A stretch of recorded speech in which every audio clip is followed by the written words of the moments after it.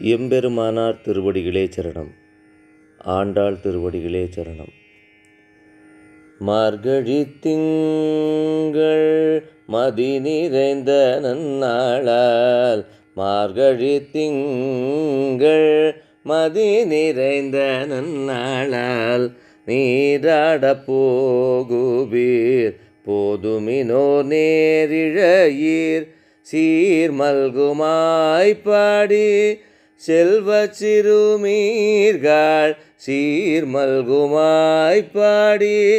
செல்வச் சிறுமீர்கள், கூர்வேல் கொடுந்தொழிலன் நந்தகோபன் குமரன், ஏரார்ந்த கண்ணீர் யசோதை இளஞ்சிங்கம், ஏரார்ந்த கண்ணீர் யசோதை இளஞ்சிங்கம், கார்மேனி செங்கண் கதிர்மதியும் போல் முகத்தான், நாராயணனே நமக்கே பறை தருவான், நாராயணனே நமக்கே பறை தருவான், பாரோர் புகழ படிந்தேலோரெம்பவாய்,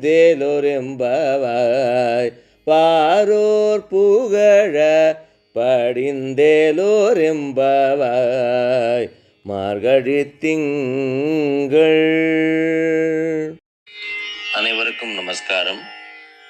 ஸ்ரீ ஆண்டாளின் திருப்பாவை முதல் பாசுரத்தின் விளக்கம்.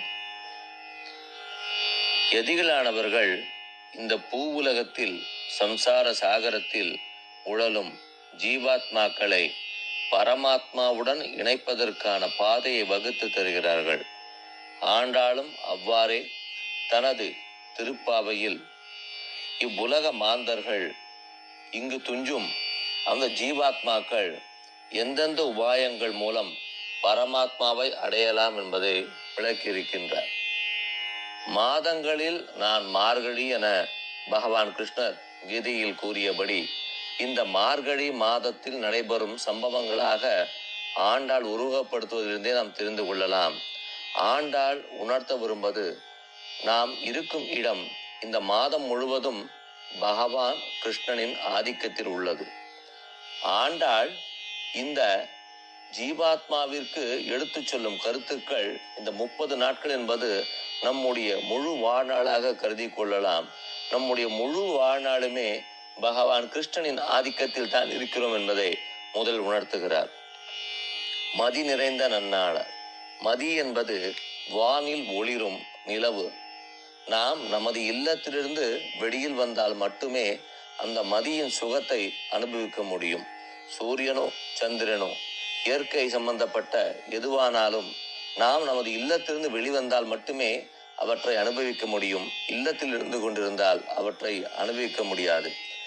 இல்லம் எனும் கூட்டிலிருந்து, இந்த சம்சார சாகரம் எனும் கூட்டிலிருந்து, பந்தபாசம் எனும் கூட்டிலிருந்து எப்பொழுது இந்த ஜீவாத்மாவானது வெளிவந்து மதி பகவானின் அந்த கருணையை அனுபவிக்க வேண்டும் என்ற எண்ணத்துடன் வெளிவந்து மேல் நோக்குகின்றதோ, அப்பொழுது பகவானானவன் தனது கருணையை அளவில்லாமல் தங்கு தடையில்லாமல் பொழிகின்ற தனது கருணையை இந்த ஜீவாத்மா மீதும் செலுத்துவான்.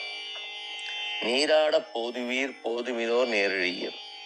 ஆண்டாள் உரைப்பது என்னவென்றால், ஒவ்வொருவரும் வாழ்க்கையில் சில சமயங்களில் பகவானை நாம் சென்றடைய வேண்டும் என்று எதிர்பார்க்கின்றோம்.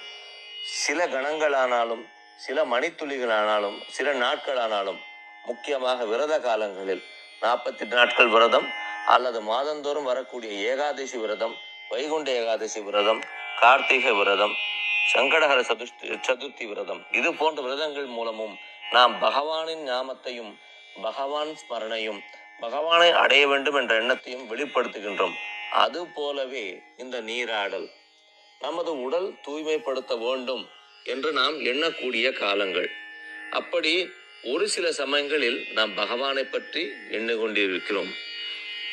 அப்படிப்பட்ட எண்ணங்கள் நிறைந்தவர்களுக்கு ஆண்டாள் என்ன உரைக்கின்றாள் என்னால், இந்த உலகத்தில் நாம் பற்ற வேண்டியது பரமனின் திருப்பாதத்தையே, பகவான் நாராயணின் திருப்பாதத்தையே.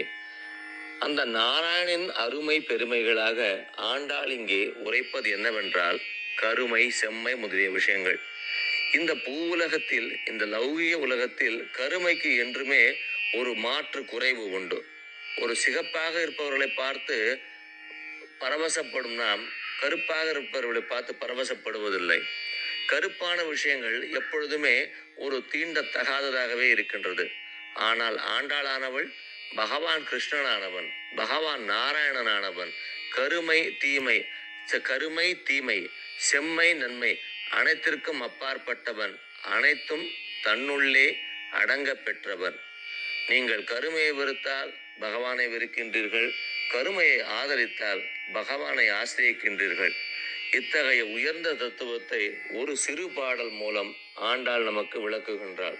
அவ்வப்பொழுது மோட்சத்தை பற்றியும் முக்தியை பற்றி என்னும் அல்ப ஜீவாத்மாக்களாக்கிய நாம் இந்த மார்கழி மாதத்தில் கண்ணன் எங்கும் நிறைந்திருக்கிறான் என்ற எண்ணத்துடன் அவன் பாதத்தை போற்றி பணிந்தோமையானால் நிச்சயம் பகவானானவன் பரகதி எனக்கூடிய அந்த வரத்தினை நமக்கு அருள்வான்.